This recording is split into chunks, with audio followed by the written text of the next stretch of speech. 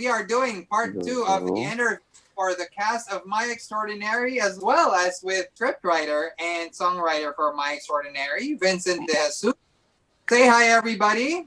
Hello. Hey! Hello.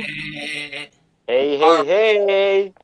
Okay, so in my observation, this story kind of really adheres to how society views two genders, how two genders are supposed to be. Very binary, if you will. How they're meant to come together, like Ken and Sandy are supposed to be together, and how men are supposed to behave and how women are supposed to behave. It's highlighted in that basketball scene, right? Do you not want a female playing basketball? Do you not want men and women to come together? It's very, very overt. Yeah, it started to, but in Ken and Shake's attraction, it started out very small and it seemed to challenge all of that and all of the characters. So how much of an effect did that have in the direction of the story? Disparity between, the binary world and how we are in the LGBT community. How much of that did you inject? With the educational system now, especially the world where Shake, Ken, Kevin, Heaven, Romeo, Sandy, the world they belong to is a world that doesn't have sexual education classes. Mm-hmm. And they just figure out everything on their own through their peers, through their parents, and through the internet.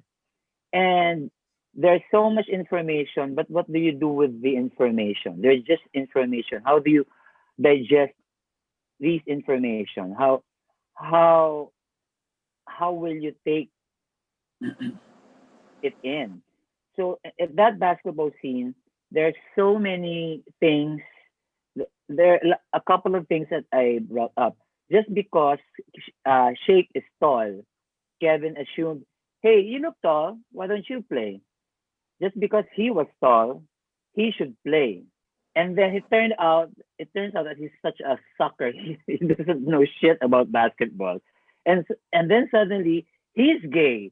So he's been judged twice. Tall, so that makes him a basketball player. And then he sucked at playing basketball, and suddenly he's gay. And when attacked, Shake probably was, and he was afraid. So he said, "I'm not gay," even though maybe he knows he is, but he felt that he was called gay as an insult. So he had to protect himself. I mean, we have to be vulnerable at sometimes you have to be soft, but sometimes you have to protect yourself when you're being attacked. And especially when you're alone. You don't confront everything right then and there because it might just lead to trouble. And Right. he did. He tried to control himself, but he just blew his top off and just hit Kevin. And that hit was well deserved. Kevin earned every every punch he got. And Teresa, just because, and who knows if Teresa is a good basketball player, just because she's a girl, Kevin assumed no, girls are not allowed to play basketball because girls Right. are weaklings. So They're weird. weaklings. Yeah, and then Teresa said, "You're calling me weak? Your straight friend fell down, tripped by himself, and I'm the weakling." So uh, the argument is they're trying to assert themselves and what they know. So matirang matibay, the strongest argument wins, or the wrong argument with the strongest voice will probably win. Right. So Right. it's up to you to stand your ground. And I love that scene actually. And remember, Sandy was on Shake's side. Mike stopped bullying him. Initially, Sandy's not a contrabida. I mean, don't bully this guy. He doesn't know basketball. And she was kind of jealous when Ken Shay said, "I'll buy you Esau." Did you see the look on Sandy's face? "Esau's my territory. Why are you buying him, Esau?" But Right. then Right. when push comes to shove, when literally Kevin shoved Shay, I mean, Sandy is there to protect. I mean, don't bully anyone. Hey, it's just a game. Of course, they're young people, so they they think they know what they know, and even adults think they know what they know. But in the end, yeah, they'll be I'm laughing proven wrong. because I have been a victim of that whole basketball I'm actually a 6 foot guy. I'm a 6 footer. I mean, you can't tell. I'm 6 foot. I'm super tall. I do not play basketball, but I shit you not. I was made into a varsity player. Really? How did that turn out? Not well. Not well. And no, I wasn't the weakest. The thing is I can't play basketball because I can't control my strength. I kept shoving people left and right. It was a bad idea. But yeah, pretty much same thing. So that whole basketball thing resonated with me on so many levels. So going back, so this is for everybody. So the mystery of what really happened to Ken and Shay, I feel like everybody who watched, everybody was like, yeah, I know what happened. I know what happened, but I'm not sure. Right? I was telling Vincent the same thing. And I was 100% sure what happened, like the moment Sandy saw Ken in their house. So wait, correct me if I'm wrong. Vincent, technically he was clinically dead, right? And then revived because Sandy he saw was revived. Yeah, he was revived. Right. So that was our confirmation. If we were just, trusting ourselves as an audience, that was our confirmation already that yes, Ken died. But then he got revived in the hospital and then died a day after. Yeah. Yes. Right. So, but you guys, so it was stretched for a bit and it was agony. What was everybody's? Because you guys, I'm sure you were watching the Twitterverse, the reaction verse. What were your favorite fan theories about what was actually happening during the moments between 6, 7, 8, before we got the confirmation that yes, the two are actually dead?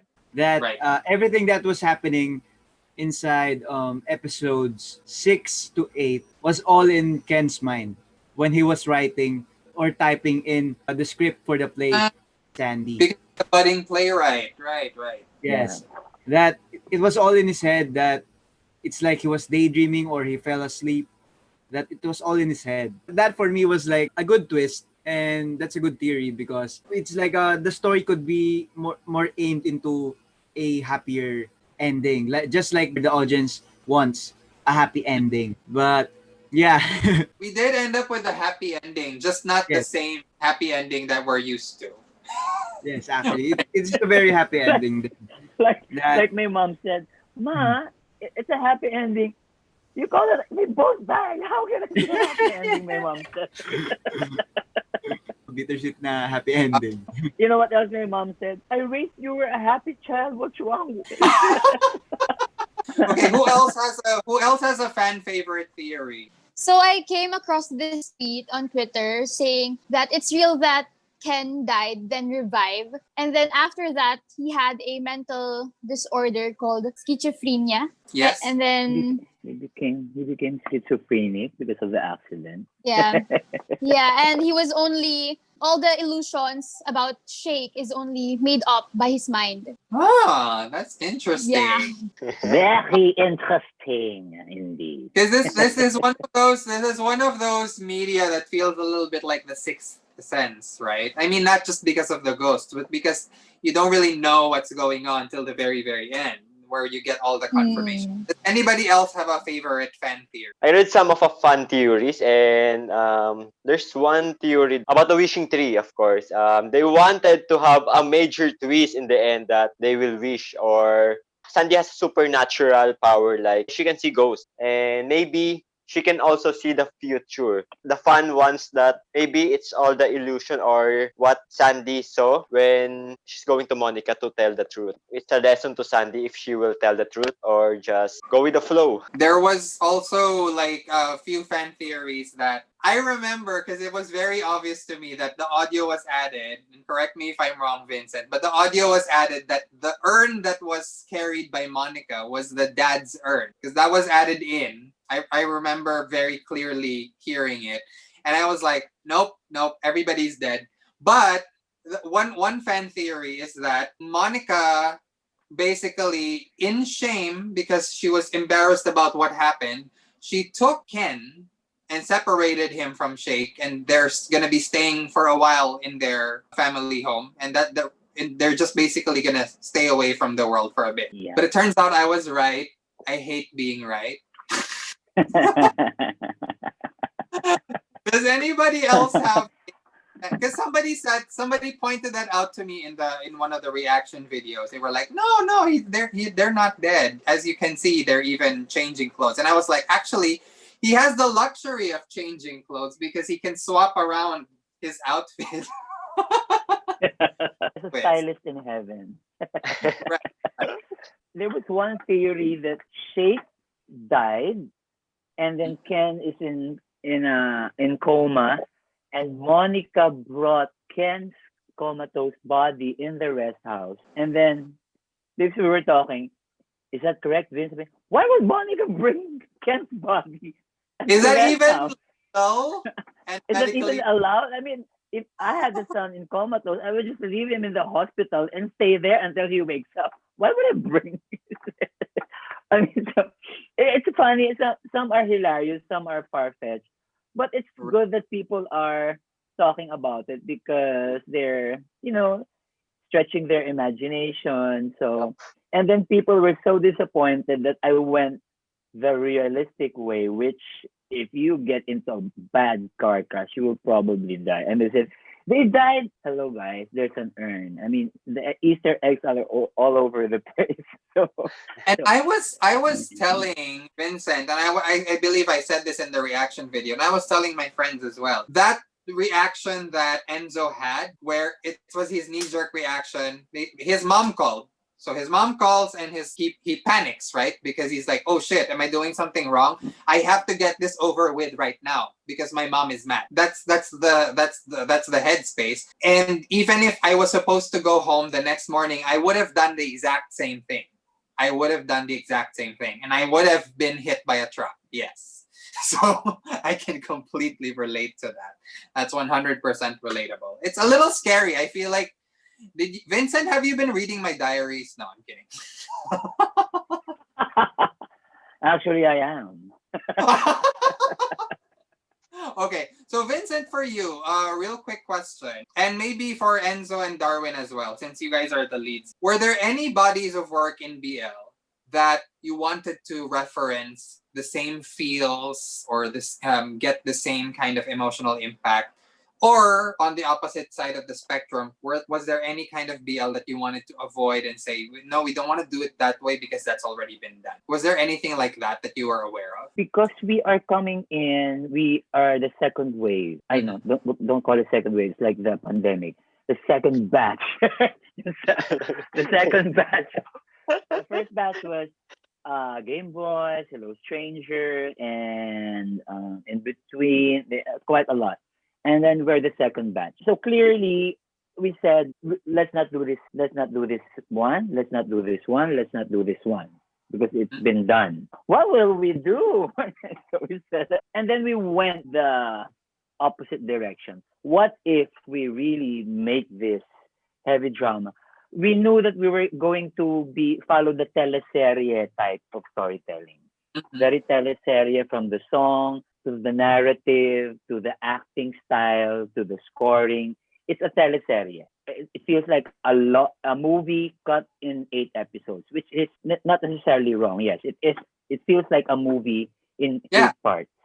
Yeah. As a viewer, I would agree with you. Partly to set us apart, and of course, they don't want to repeat something's been done. Also, we don't want it to be just completely fluff and unicorns and rainbows. So we naturally went that direction, and it became a bit tragic and dark. And there's a reason for that, because there's a lesson to be learned. Like I said, it's a cautionary tale, not for the 2 guys, not for the 2 boys who were in love, but with the people around them. There's nothing wrong with 2 guys falling in love. Thank you. There's something wrong with your reaction because you want to put them into a box. And, just because you gave them birth, you don't own them. It's written in the speech of Mr. Makaspak. You give birth to them, you love them, but when you start learn how to walk, you have to let them go. That's something that's super poignant and important in this day and age. Who else has seen my reaction videos other than Vin? Has anyone in the cast? I think Philip has, right? Me too. I see some of yours. Oh, you do, Yeah, Darwin? me too. Yep. Yeah, because My God. all the I'm a reaction little videos, scared for Karissa because I'm super because judgy. we Sir have Vincent, we send it. yeah, they watch all of them. Yes. Usually the day Okay, after the Yeah, Sunday yeah. airing, and Yeah. then we all watch. I'm gonna allow you to be judgy. Was there ever a moment that you were watching a reaction video and went, "No, X, that's wrong. That's not the right read on this. That's not Mm. correct." I'm curious. Yes, for me, I think there's nothing I didn't see bad or wrong about your perspective about our series or your reaction. But I see you're very emotional, and it's heartbreaking sometimes to see you crying and like Yeah. say, yeah, and some there's a video, right? I think it's episode 6 or 7 that you're saying about your mom, and it's very heartbreaking. While watching, Yeah. I have teary eye also. Oh, So yes, it's all good. Yeah. There's nothing wrong about it. I'm mildly embarrassed now, but yeah. No, no, it's okay. You're not the only one. I mean, there's nothing wrong, but I just feel like sometimes when I watch reaction videos, some reactors tend to like really react and react and react, like not really understanding first before reacting. So sometimes they miss details, they miss the essence of this story or the scene. So Yeah. yeah, that's just what I noticed sometimes. Yeah. I'm 100% like that. I'm not gonna lie, 100% because I have the commentator style reaction where I don't pause. Mm. So I literally go through, and I totally 100% agree with you on that. There are actually a Mm. lot of. I'm open to this actually. You guys in the comments below, you guys always are super generous with letting me know whenever I miss stuff, and I'm thankful for that. So totally agree. What about you, Vincent? I'm sure you've. No, on the contrary, I think yeah, I wrote down on your comment section. I said this is not verbatim, but I think I like how you react because you see Yeah. everything, every detail, Right. from Right. a glance to a line to a nuance. You see, nothing escapes your eye, and it's like, oh, you saw that, nice, nice. Mm. So Yes. Yes. because there's some elements we added post production because sometimes in the shoot we miss some details and we dub and oh he noticed that. Ooh. Oh, he knows the sound of a dubbed voice. Oh, so Yeah, that's I mean, actually cool. and we appreciate that, and that's why we watch reaction videos because we really learn a lot from the different reactions. So Yeah. Yeah. next time, The next perspective of the time, viewer, right? yes, and And it how it helps us came to across. improve. I like it how genuine you are on your reaction videos. Like you're touched with our series, and we appreciate that. While I'm watching, I was almost tearing up when you started to tear up also, and I was amazed with your reaction videos. Yeah, Thank I love you. it. I wanted to point this out because sometimes when we make comments that are deemed as negative or nitpicky, the fans they feel like we're haters or we don't No, like what we're no. watching. But let's bring it back to reality. How did I reach episode 8, right? How will I reach episode 8 if I hated it?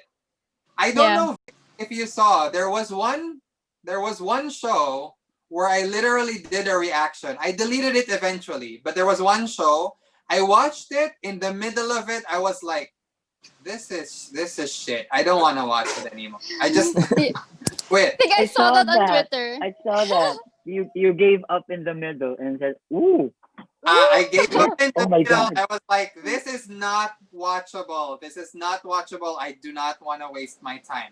So if I feel like if I feel like a show is something I won't like, I won't appreciate, and it's not going to bring any value to me as a viewer and to my viewers, then I won't continue watching. But you know, there will always be some. But as a reactor, of course, I'm always a little afraid that did I say something wrong? I'm just trying to be honest here. But yeah, Which I think is important because as reactors, you cannot just across the board love or love Mhm. everything you watch. Mm-hmm. because you have your own taste, you have your own preference, your own style, and well, it's just like I like the color red so much. It Mm-hmm. doesn't mean that I hate yellow or pink, or I just like red, and I won't watch pink or violet, but I will always watch red. So I Mm-hmm. guess that's just a personal preference, and it's not discrimination. It's not hate or discrimination. I think it's just preference. When you continue watching it and bash it every day, no, that's a different thing. Because Yeah. Mm. no, Yeah. I mean we'll always have that because of the medium. We will get immediate response, and that's fine. I mean, I'd like to believe that we take criticisms well, and Mm-hmm. actually we Yeah. did talk about it. My directors, and even if we meet on Zoom, the cast, we talk about this. How do you feel this? How do you feel about this comment? Oh, he has a point. Okay, so let's consider that on the next episode as we edit.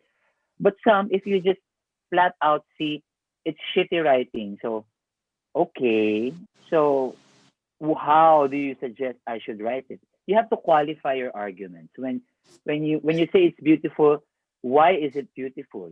Why is it True. shitty? I really super nitpicked, and that was the previously section in the earlier That episode. see, we I was listen, like, and then oh my yeah, and then god, this is so long. Why is this like the full episode? And then like near the middle, I was like, why is it chopped up dialogue? What is happening here? I don't need chopped up. And then it got better and better. And then finally in the finale, there was no previously section because the ending of the previous episode was where it led, and it was so beautiful. And I was like, yeah, wow, these because guys are we really listen, because going we for it. listen, we listen. Yeah. I'm not gonna be big headed and think that I was any part of that. I just feel like I that was an improvement, and I do acknowledge that. But There's yeah, going there back were there to were actually a lot of you complaining about that. And you said, "Hey guys, let's do something about it. You find it long. I find it long. Okay, so let's shorten it." what do you have in the show? Because we've had 8 episodes. What was placed there as a visual cue or an acting nuance or something that you consciously put that you feel like everybody missed? Nobody noticed it, but this was here. So at first episode of my extraordinary, no one noticed Christian Estrada, right? Right, guys? He is playing Yeah, basketball there in the court. yeah. He's one of the Mm. basketball players there. And one more thing is me and Carissa's scene. I think Sir Uh-huh. Vincent know this. Mm. The line "It's not your fault" when I was trying to comfort Sandy is not in the script. So I think it's one of the biggest noticeable things there because it was Mm. not in the script. It's not in the script. Yeah, Nice. the line is supposed to be, "It's my fault. Sandy, you're so selfish. It's my fault. I'm a bad person." And then Kevin says, "No, you're not a bad person. Are you sure?" And then Kevin added, "It's not your fault." And I said, "Why did he add that?" Do you feel Sorry, like Sir it? Vince. Love you. Yeah, it changed because somehow, but because Kevin is such a good person, a friend to everyone. He's I basically said like, that. I yeah, said that. he's I don't know if you guys caught yeah. that. I said I feel like I should because I have a good guys BL video, and I Mhm. Kevin is not that major of a character, but I feel like Kevin should be in this video because he's just his overall personality is he's a good guy. But that's something Kevin would tell Sandy because Sandy was broken. So it's not your Yeah. fault. I He just knows felt that like, is partly her yeah, doing, but of course you say that to friends. No, it's not, just to just to calm them down, appease them. just But to make them feel better. yeah, just to Right. make them feel better. So I think that goes back to what I was talking about earlier. Like it from a cause and effect standpoint. From a cause and effect standpoint, yes, Sandy's not a villain, but from a cause and effect standpoint, it was her fault. Yeah. But because Kevin's such a good guy, he will 100%. That's part of his character. He was so into character that he said that, and he Yes. completely changed the Yeah. dynamic. One cute small detail that everyone seemed to miss was when Romeo came. He was late for the theater show, for the theater play, and then he said, "Come on, let's go in." And then Shake was eating this last piece of sandwich. And then Okay. Romeo said, I'm hungry. Does anyone have a sandwich? And immediately Shake just swallowed the whole thing. Didn't want to Oh my share. god.